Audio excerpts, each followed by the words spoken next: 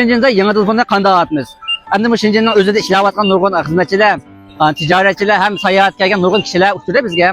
Kanda elişini ukanmay, işkenlep çöylep kalgalı var. Hem muşta olursa ben sizlerge bir muşuna cevabını birey. Biz hazır muşu yeni telefon satılgan bazarga kettik. Biz birlikte bir kurap bakkalı. Bazarına aldığımı kivaldık bana muşu bazara.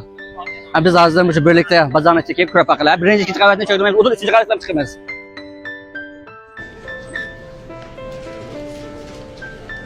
Üçüncü kahvet gibi çıkıp aldık. Hem de üçüncü kahvet çıkıplam telefon alamayız. Bana oturup nurgun yerli var hem de bir yerden çıkıplam yana almayımız telefonu. Hem bizi bahane çıkarıp baklar. Mayadiki.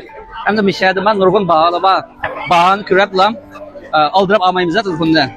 Bizden mukum telefon aldıkan dükkanlarımız var. Eğer şuna dikkat kılmışsak müşün üstüne çıkıp mı? Yine 500 artık kaçak koyacak iş var. Hem daha az köken tarafında parça satılıyor telefonu parçamı satılıyor.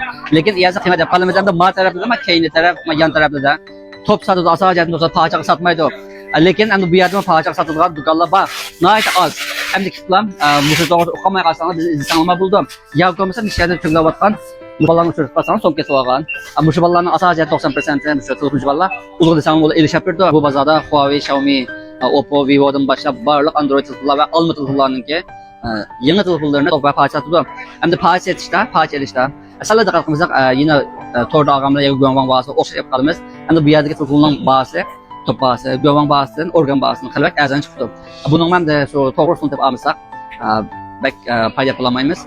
Muş doğrusu eğer mesela sormak çok olursanlar, ben izlesanlar bu da. Telefon numaram 131 29 53 13 45.